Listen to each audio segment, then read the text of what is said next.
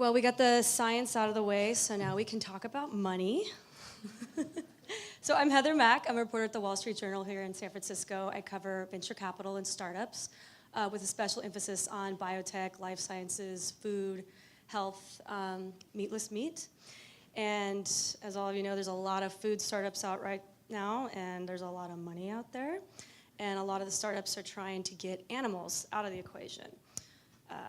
I actually can't even keep up with how many startups are doing that right now. But in some 5 years since scientists first cooked and ate a lab-grown burger, we've come pretty far. And that moment was notable for a lot of reasons. It was grown in a lab, wasn't very good. It cost $325,000 and several years. But that wasn't really the point. The point was how much it could disrupt and radically transform the industrial food system. And that made enough entrepreneurs really excited. So now let's talk about that ecosystem. So let's introduce our panel here. Hi, everyone. My name is Jun Axup. I'm Scientific Director and Partner at IndieBio. We are a startup accelerator. We've invested in 94 companies total across all areas of biotech. We were super excited to have funded Memphis Meats, and then following that, Finless Foods, and also New Age Meats in the cultured meat area, but also a whole bunch of companies in the plant-based food space. Hi, my name is Macy Marriott. I am the venture analyst for Stray Dog Capital, and I also help lead Glasswall Syndicate. These are two organizations that are on a mission to remove animals from the supply chain. Stray Dog Capital is a mission-driven venture capital firm. We invest in companies that are helping us move away from an animal-based economy. We're located in Leawood, Kansas. We've invested in 26 portfolio companies in the time that we have been on the scene since 2013. These have included plant-based companies such as Beyond Meat, Miyoko's, and Kite Hill. We've also invested in alternatives to animal testing, such as organ-on-a-chip technology through an investment in Emulet, and we've also invested in a handful of clean meat companies. Glasswall Syndicate is on a mission as well. It is made up of investors that are part of VC firms, their trusts, their foundations, their individuals who are also helping to accelerate the mainstream adoption of alternatives. Hi, good morning. My name is Laura Zaim, and I'm a venture partner with New Crop Capital. We are also a small, mission-driven, early-stage venture capital fund focused exclusively on plant-based alternatives to animal-based products such as beef, pork, chicken, fish, etc. We also have clean meat investments as well, our most recent one being in Blue Nalu, which is a clean meat fish. I'm based out of Washington, D.C. My team is remote distributed throughout the country. We have been around for about 3 years and already have a portfolio of 30 companies, so very active investors, very involved with all of the companies that we invest in as well.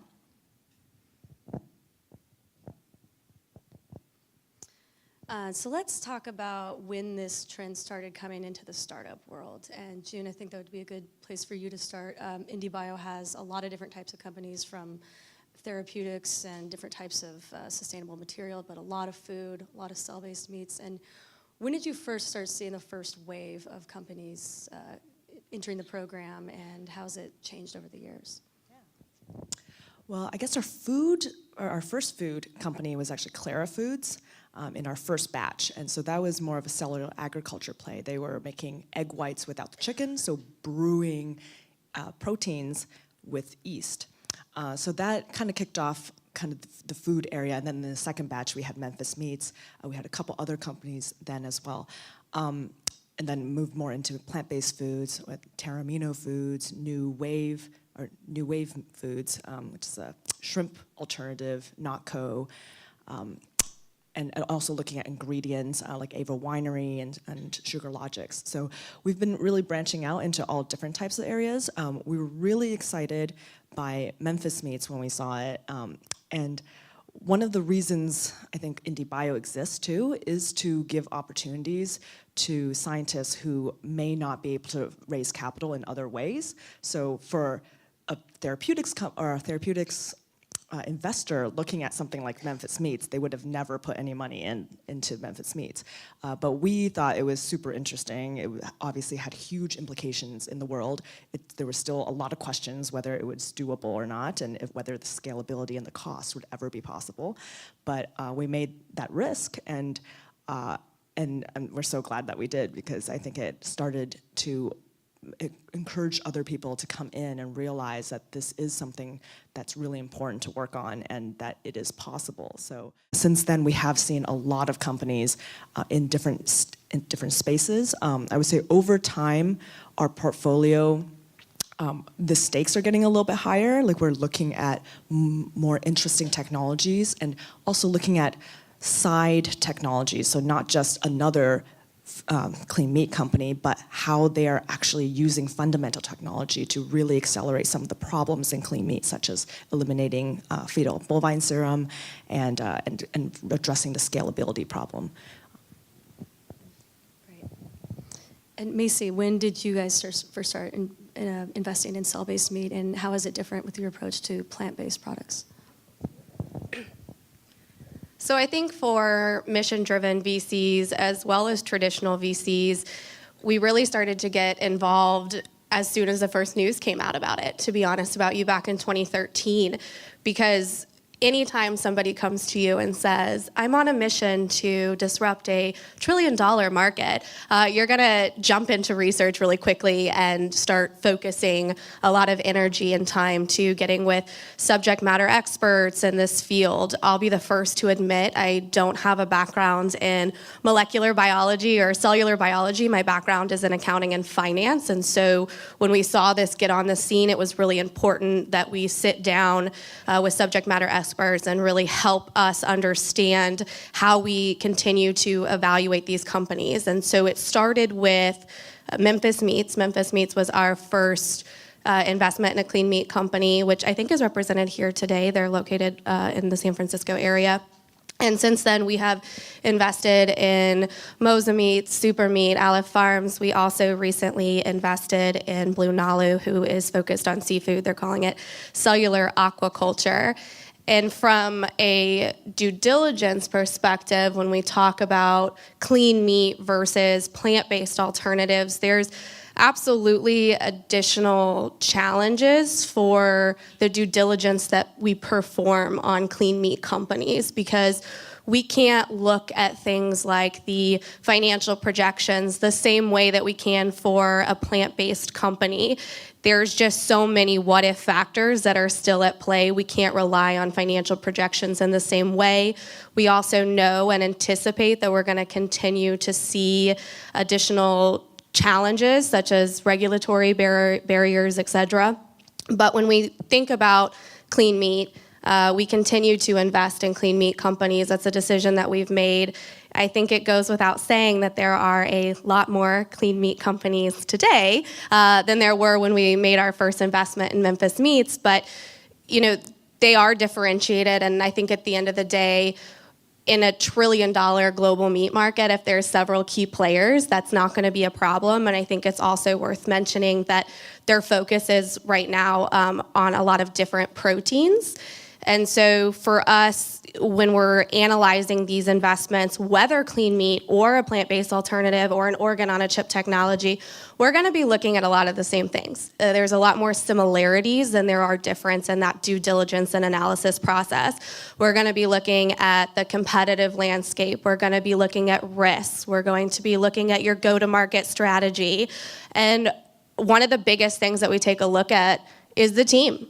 Whether that's clean meat, whether it's a plant-based alternative, it doesn't matter. We're going to take a heavy look at the team. And I think that the age-old adage that you invest in people is really overused, but it really couldn't be more accurate.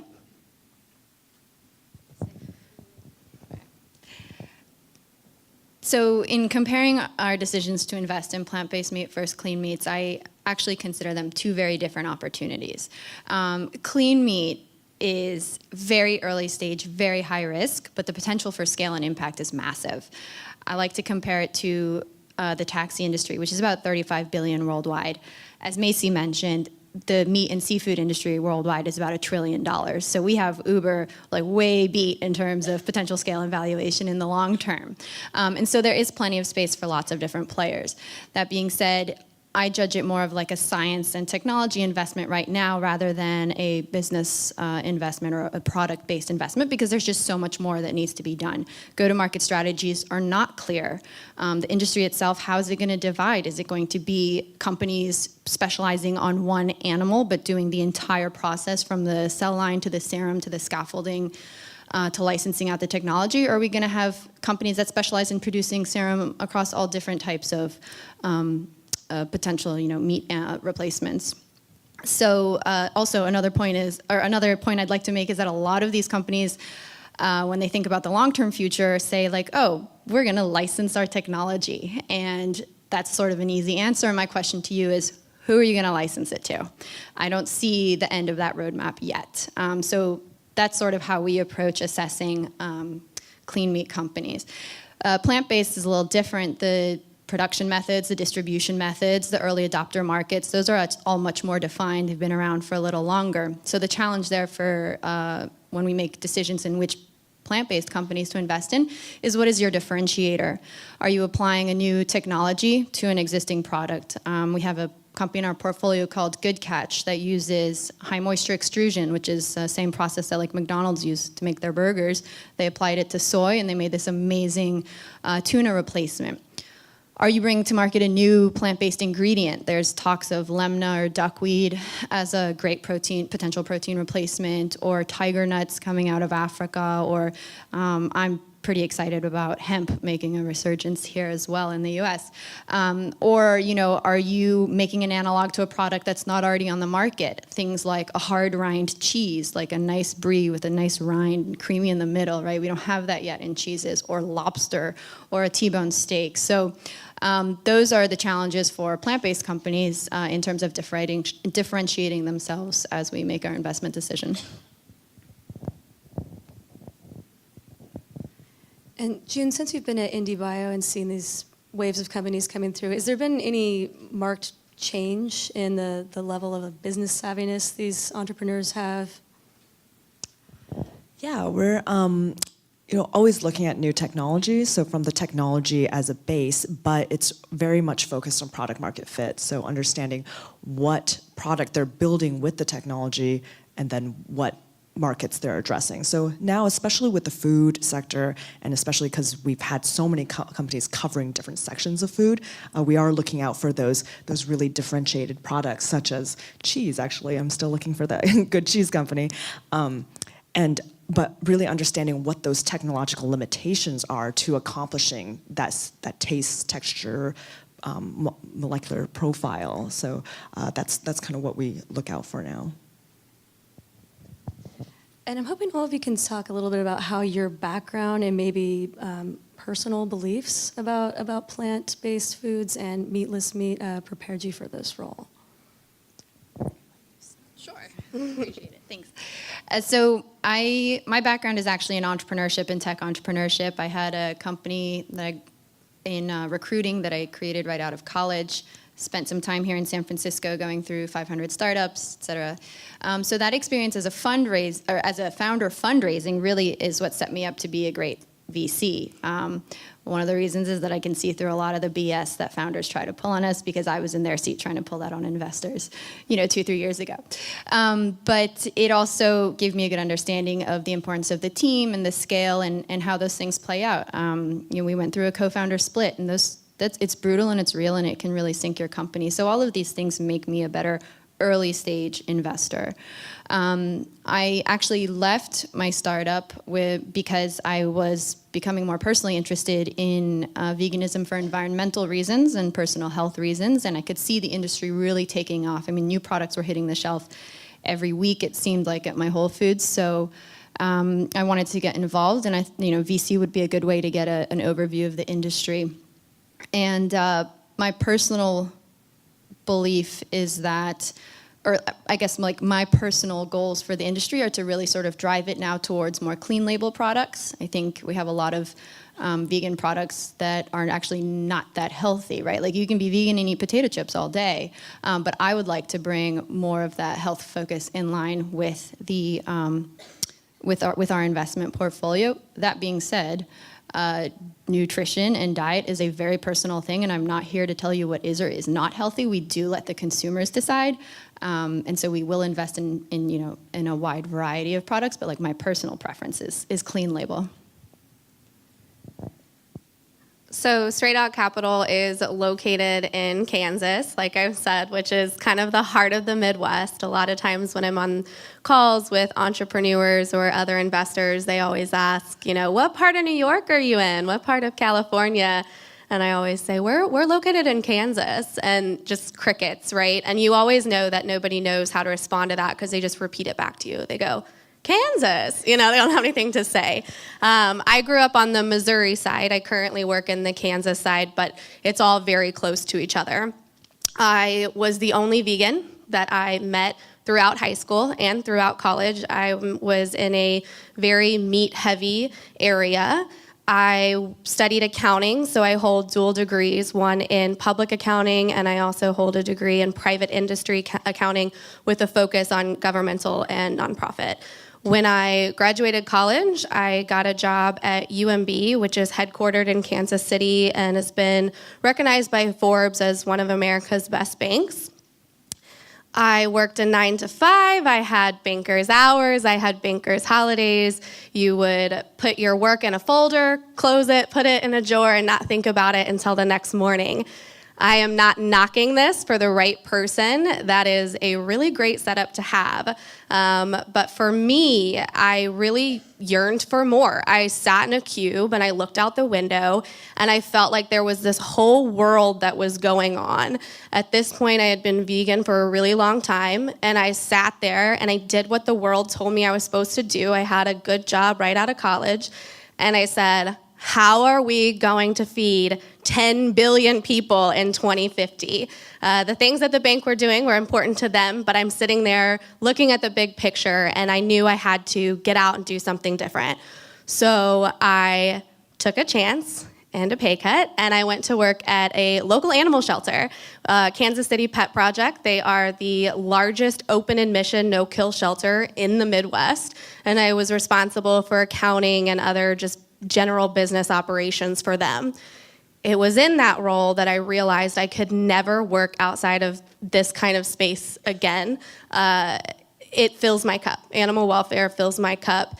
And to be part of a firm that is funding the alternative protein space through plant-based alternatives, who is helping fund clean meat, who is focusing on alternatives to animal testing that are cruel and inaccurate, my firm's mission statement and my firm's goals are in alignment with my personal goals and my personal mission statement. And, when people say, well, why get into mission-driven venture capital? When I was at the shelter, you oftentimes wish your job didn't exist, right? And that can expand to other areas of animal welfare. You wish you didn't have to go out and educate on current production practices because you wish that they didn't exist. But with mission-driven venture capital, long after these solutions that are being brought to the table, and we're past that, I still want to focus on ensuring that consumers have amazing, delicious, plant-based options and that clean meat is accessible. So my job, for me, it just goes far beyond the now. I come from a really traditional science background, so did my PhD at Scripps Research Institute in chemical biology and immuno-oncology. But I was always the black sheep because I was super interested in entrepreneurship and also not just interested in my field, but all different areas of biotech and then even things outside of biotech. So I was doing a lot of stuff in tech and a little bit of the arts and kind of always blending different things together. So ended up working for several startups in the Bay Area in immuno-oncology, CRISPR, co-founded a company in the proteomics space that went through IndieBio, and then kind of found my niche at IndieBio, because I think one thing that I'm really interested in is finding these new trends and intersections between different technologies and applying biology into everything, which is super exciting because I think we're just at that cusp where we have all the tools of read, write, copy, paste of DNA that can now allow us to enter into all areas of the world and solve all kinds of problems. So biology is extremely powerful, and seeing kind of the creativity of scientists as to applying that into all areas has been super exciting. So food, of course, is something that I never thought was really biotech until I joined IndieBio, and was like, oh wow, yeah, no, this totally makes sense, and this is, biology as it scales and grows. It totally makes sense that it is in our food already. So, and the other aspect, I think, of my background is because I come from kind of a scientist to entrepreneur transition. That's exactly what we do at IndieBio. Is we do find scientists who have great ideas and present to them this alternative career path. In academia, it's very much you either stay academic or you go to the dark side of industry. But then nobody even talks about you can start your own lab, in essence, in a different sphere and do the work that you're passionate about and start your own company, which is still very much like starting your own lab. You just get funding from VCs instead of funding from the government, and it's super rewarding because you can actually see your product in the hands of people. You get feedback, and really see your impact in the world. So that's super exciting, and that's a lot of what I drive at IndieBio, and hope to see more of that in the world. Sorry to put this right back on you, but when companies are getting ready to leave the program and they're raising their early stage VC rounds, how do you advise them on how much is the right amount of money to take and from who? Yeah, I think so. Depending on the company, especially in the clean meat space, like I said, most therapeutics-heavy VCs would not go into this space. So a lot of the investors that we see are impact investors who have a mission, who are more around global change, climate change, cutting animals out of food supply chain, and then a lot of tech VCs too, because I think tech VCs now understanding how technology has impacted so many different spheres, are now wanting the next big technology, which biotech has that potential, and using biotech as a platform, just like tech was. So we are getting a lot of interest, and especially in Silicon Valley, that people are taking a risk to try out clean meat and to try out biotech, but we're seeing more and more people getting in line and starting that. From the raise side, I think that has changed a little bit over the course of IndieBio too. You really need to figure out just what your next milestone is. And of course, it's very different for different companies as to what their next milestone is, how much money they have to raise, how much capital and infrastructure they have to build in order to get to that milestone. So it does become very different. For the food companies, generally, they're asking for between $1 to $3 million in a seed. So that's actually still a very reasonable amount to get to that milestone, since food products tend to have much faster iteration times. Therapeutics, on the other hand, is a different story. That's much longer iteration time. So it definitely varies, and it's definitely something we work with the companies to try to carve out like just what they need to get that next inflection point. And Laura and Macy, as you're maybe doing secondary rounds with these companies, or maybe just advising them in some way, how do you help them navigate how to talk to the other VCs who maybe aren't as impact driven, aren't vegan, aren't as focused on this space from a mission perspective as you are? And how have your co-investors, how has that profile changed over the years? Well, I'd like to start by taking this maybe from like a Glasswall syndicate perspective, because we're made up of 140 mission-driven investors from all over the world. And when we started this, a lot of them were getting into Glasswall syndicate because they were heavily mission aligned. we're starting to kind of see a paradigm shift in that right now, and I think we're in it at this exact moment. We're seeing an influx of investors who are seeing the data, they're seeing the trends, they're seeing how much this is becoming notable in the news and all these conferences, and they're starting to get interested by it and getting really excited about it, especially some of our smaller, and I hate using that term, but smaller investors who want to get involved, but they're not really sure how to. And like she said, being able to analyze the science and technology, there's an art to that, and that's not my particular background, and so it can be very overwhelming. But we're definitely seeing an influx right now of investors who are reaching out to Glasswall Syndicate and saying, I've not broken into this space yet, but I want to, and I want to be able to do this in kind of a learning environment and getting involved that way. So it's definitely changed and evolved, and I think will continue to change and evolve, but it's a really pivotal time. It's very exciting, and yes, we're seeing more and more clean meat companies kind of coming out of stealth mode, and obviously there's a lot more now than there were then, but that also has triggered an influx and an increase, an uptick in investor interest in this space, absolutely. There's a bit of a gold rush, I think, going on in plant-based and clean meats. Traditional investors, financial investors, tech investors, especially out here in the Silicon Valley and in the Silicon Valley, are coming on board.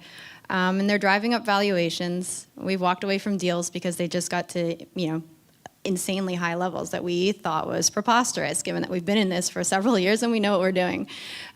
So I'm actually not a big fan of those kinds of investors getting involved.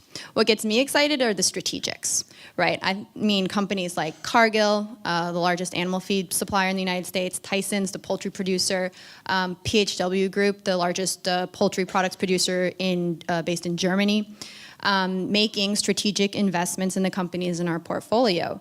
And most recently, I think just this week, Maple Leaf Foods, a Canadian pork producer, announced an exclusively plant-based subsidiary, Greenleaf, I think is what it's called. And the Greenleaf is going to be, for example, is going to be hungry for acquisitions and hungry to make investments. So as an early stage investor, that makes me really excited because I'm putting money into companies knowing that I'm not just funding a bridge to nowhere. There's going to be someone at the end that's going to want to buy these companies up, or that's going to have deeper pockets to carry them forward. So if you had to ask me which horse I'm betting on, it's the strategics. It's not the guys out here. So generally speaking, would you say most companies you're kind of priming to be acquisition targets rather than standalone public companies someday?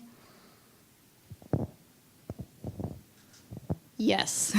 Generally speaking, I would say yes. Yeah, so I hear over and over that the hardest part of this is scaling, is growing, but are there any misconceptions about that make it seem like it's impossible to some people? Are there any other misconceptions about cultured meat companies? For me? Okay.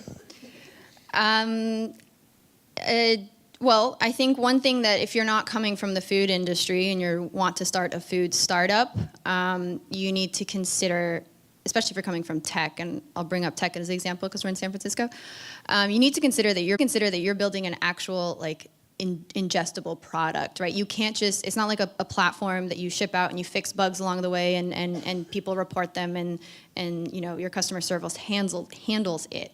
If your product is not well manufactured because you didn't really do a good thorough check on your co-packer and your consumers get salmonella or whatnot, it's way too late to fix any problems. So there's a much higher level that you have to get to of really making sure that your product is ready for market. Also, unlike a tech platform that as you add more users, your margins increase dramatically, with a little extra overhead and maybe some extra engineering on the product, with food, the more you buy, the more you have to make. And so it doesn't, the margins don't scale as quickly, and cash flow becomes a really critical issue. So that's something that we strongly advise our teams and help them model, especially the early stage companies, we help them model out their monthly cash flow so they can see when they're going to hit that crunch that they really didn't expect. And then things in production can go really wrong. And your entire first run, we had this happen recently to our portfolio company, entire first run came out moldy. And this was after like months of trial runs and the co-packer was well vetted and everything was supposed to be great.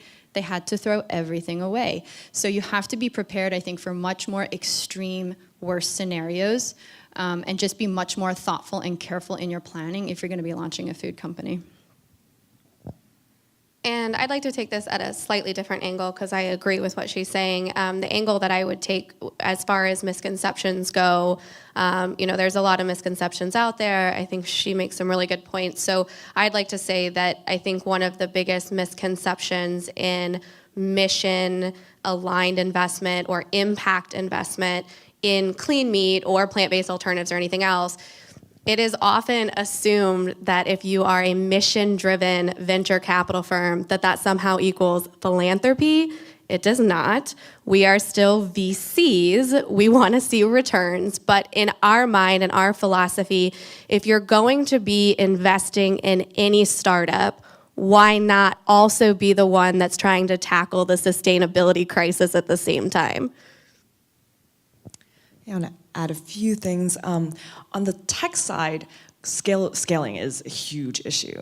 It is very, very different to run something in a liter flask on your benchtop to 100,000 liters in a bioreactor. And at every step that you scale up, the conditions are very different. The physics around the cells, the media you put in, that can change. And you don't know what those technical hurdles are until you scale up to that level. And then running experiments at 100,000 liter scale is extremely expensive. So really understanding your path of R&D to get as you scale. You cannot assume that the same conditions you have now will be perfect even at that large scale. So there's still a lot of technical development around that, and I think especially at an early startup, you're just trying to get that first product out there, and you're trying to do it at small scale with whatever you can, but that is completely unsustainable when you look into the future. So thinking about that earlier on, it will help with projections as well when you're even pitching to VCs. The other misconception I think is, while in Silicon Valley and everyone in this room were super optimistic about clean meat, I think the rest of the world is still very, very skeptical. It's a dinner table conversation. People are like, hey, this is the future. But when you actually put that meat on someone's dinner table, will they actually like it? Even with Impossible Burger and a lot of these plant-based meats, while I absolutely love it, I've also had a lot of people say, well, this doesn't really taste like meat, and they don't actually, go out and embrace it as much. So the first products that come out, they definitely have a huge PR risk, because if that does not taste like meat, then it's going to set the whole industry back. So we have to be very careful about the rollout, the messaging, and while still having that optimism, but also making sure that other people are on board as well. And this is also, not just a Silicon Valley thing. Eventually, as it goes around the world, different nations have different cultures that think about meat differently. For example, China right now is only starting to phase into kind of an organic phase. So when we talked about clean meat, to them, they were completely scared because they see this as completely a Frankenstein type food. So that the industry, while it will take a while for us to actually scale up and produce and distribute, we also have to think a lot about how we message and how we get everyone on board. That's exactly what I wanted to talk about, branding, especially because, Impossible Foods notably does not talk a lot about the fact that it's vegan. They were very careful about that because they didn't want to scare people away. It's also taken them almost, $500 million and a lot of time to get where they are. But how do you help companies figure out their branding strategy, which message to focus on, especially when there's so many of these companies. They're all kind of trying to do the same thing but different. Like, what advice do you have to them? Well, beyond just what is good branding for consumers, there's going to start to be more sort of legal and regulatory issues that they have to keep an eye on as well.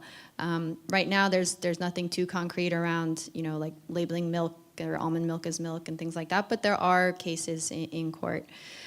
So that's something we recommend that they keep an eye on, certainly. But I think Impossible set an interesting trend by having their product labeled on menus. So you go to a restaurant now and you don't just order a vegan burger, you order specifically the Impossible Burger or the Beyond Burger. We have a company I mentioned a bit earlier, Good Catch, the tuna product we have in our portfolio is going to hope to do the same. You're going to order the Good Catch tuna. So I think that opens up a whole slew of opportunities because you could walk into a restaurant and have like the Good Catch tuna, the like fish-free tuna, or like other company named tuna, and there'll be just different flavor profiles and different options. So that could get really interesting for us as consumers and really widening our choices.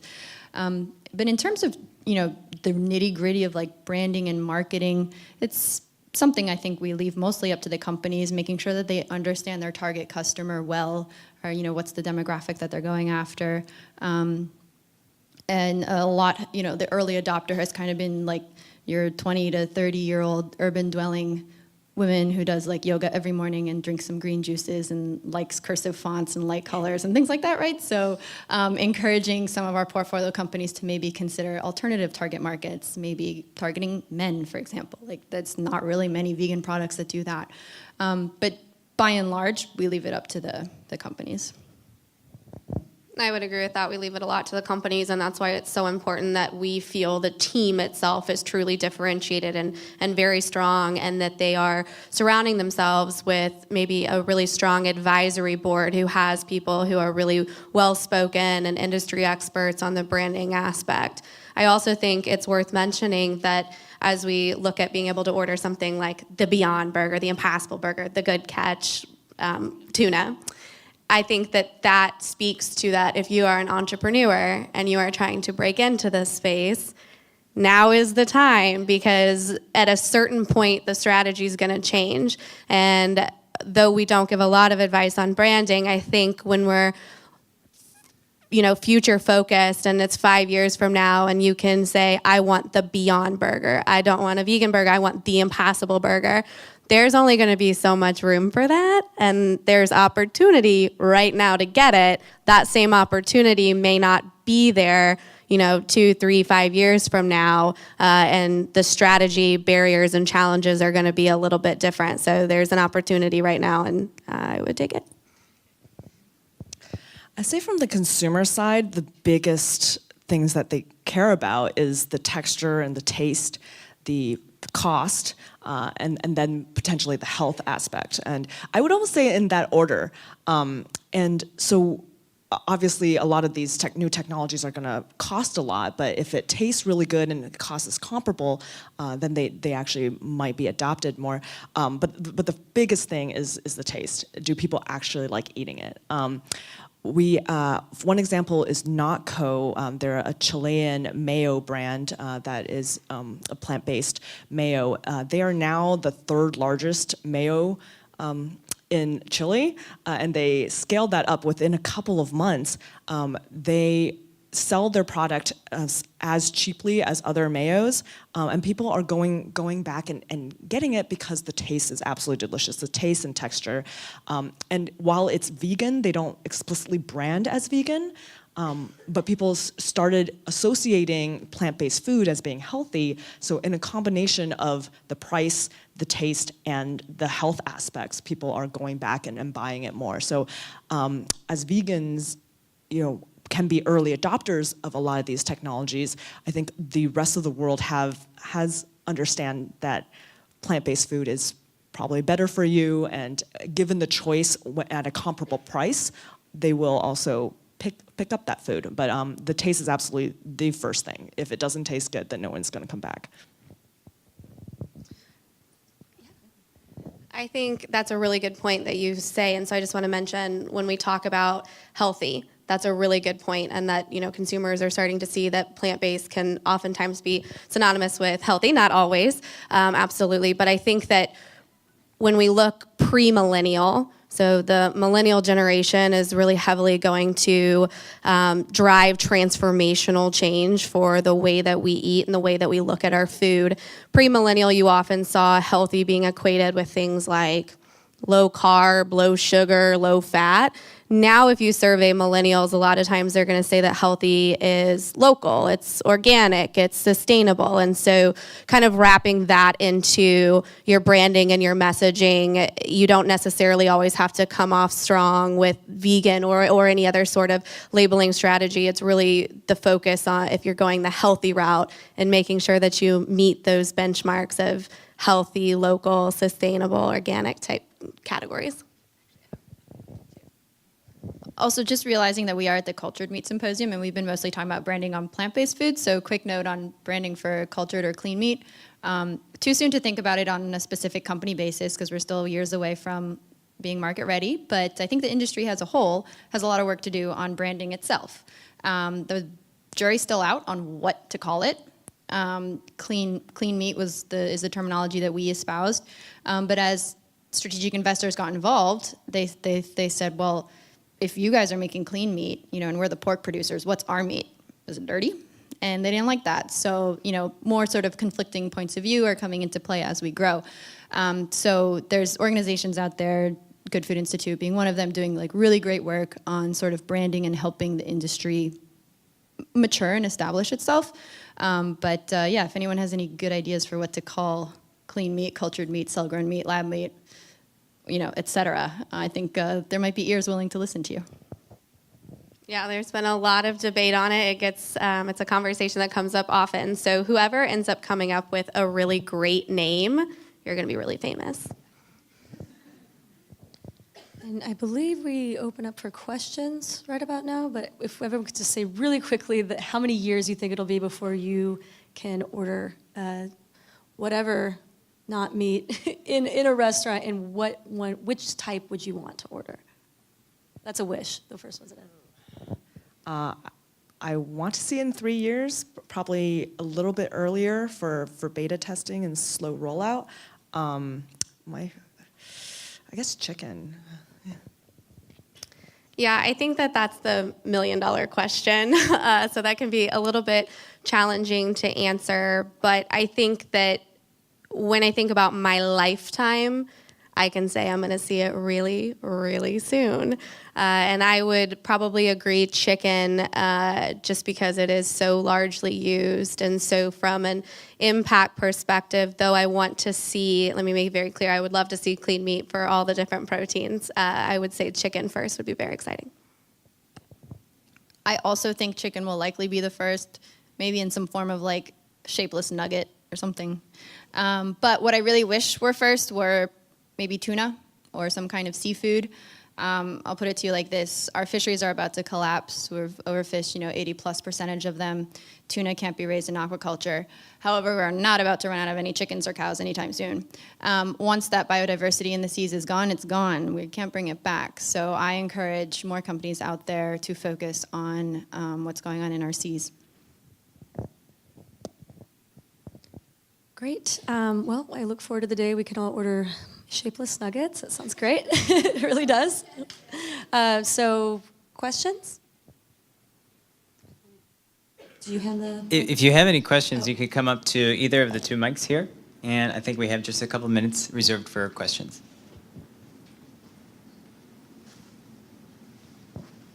Don't be shy.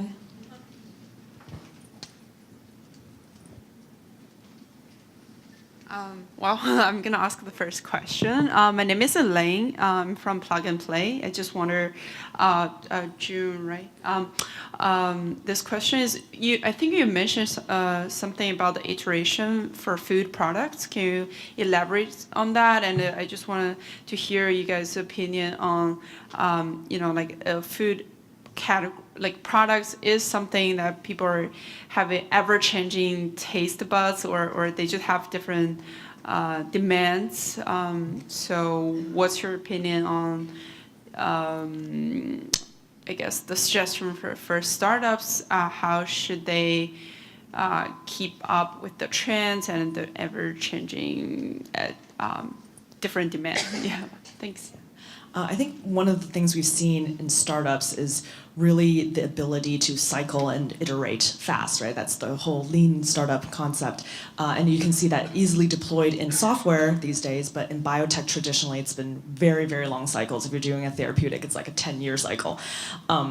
But food, luckily, you're oftentimes, if you have the ingredients and you're able to make the cells, have the plant-based foods, you can iterate much faster. So, as with all products, we advocate getting it out to the consumer as soon as possible, and then that way you get feedback, and then you can iterate on the product and make it better. So that's what I was talking about. And so luckily, a lot of the food companies that we've seen come through have been able to have that cycle much faster, and so they're able to maybe make multiple products. And I think one thing as a company and platform technology, if your technology allows you to iterate faster, you can get a lot further with the money that you have, and it often will attract follow-on funding as well.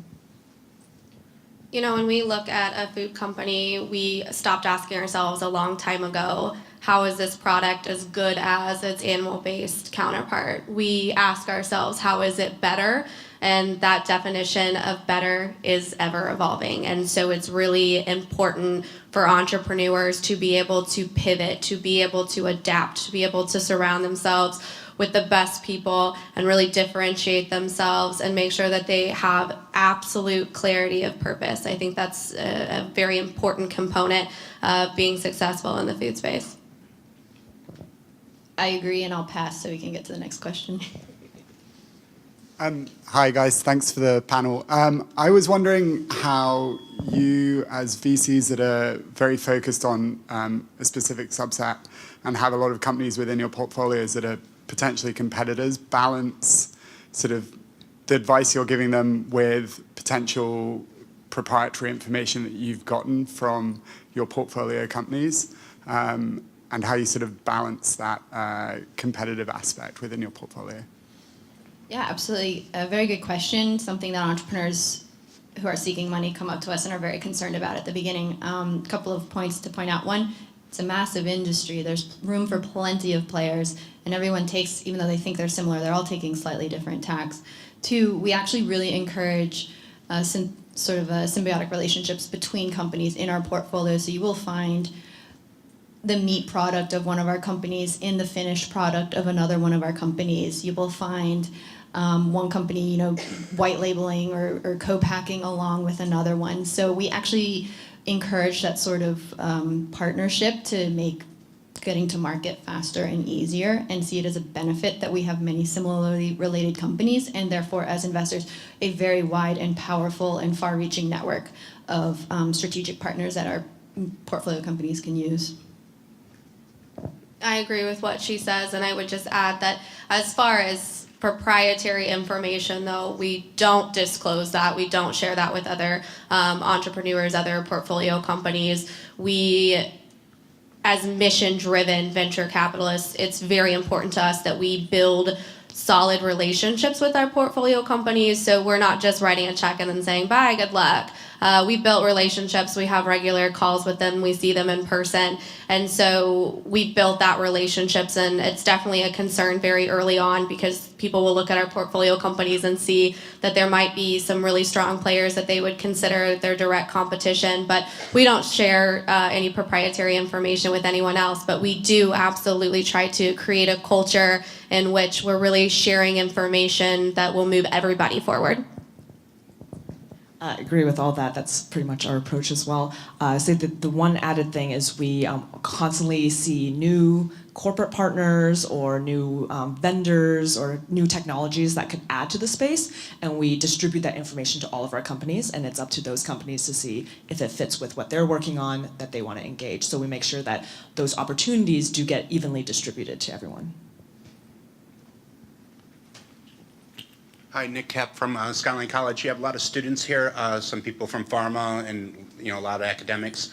And so you get an idea, so how do you step up to the plate? You guys are talking about the venture capitalist, but how do you get in there? How do you do that relationship? How do you start it? If you're a single student with an ID or with an idea.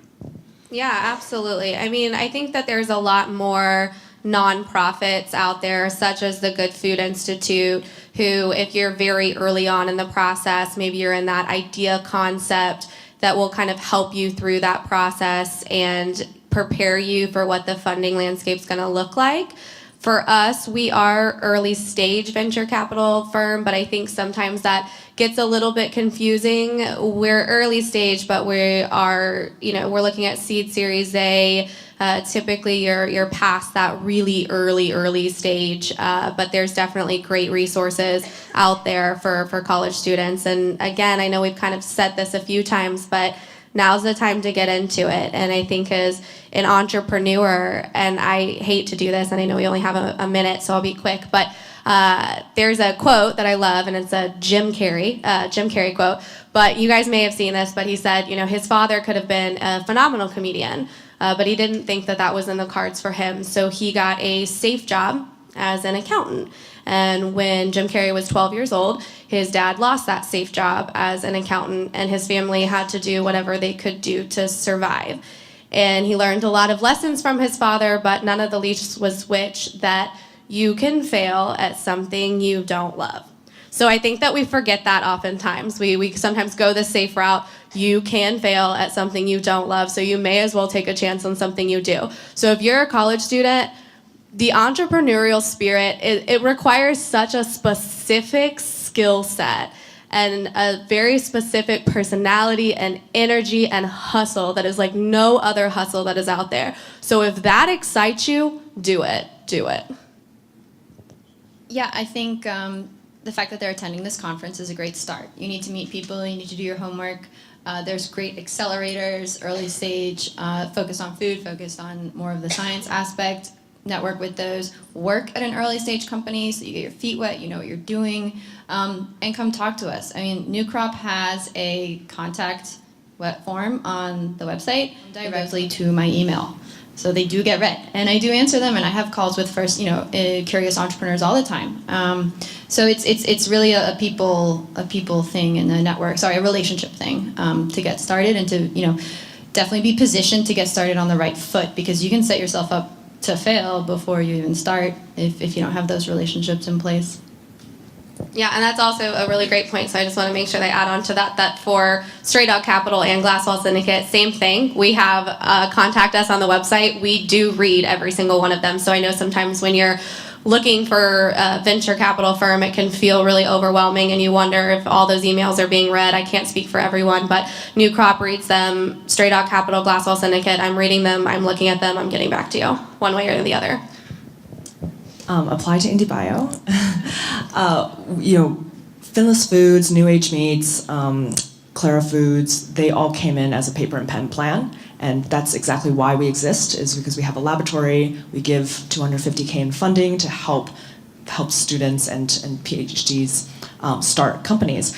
So that's what we're there for. At the same time, we do only take 15 companies at a time, so doing your homework, understanding what the problem in the world is that you're solving, and really showing that you have some interesting approach, some form of IP that you even if it's not completely done yet, but at least some approach that's novel.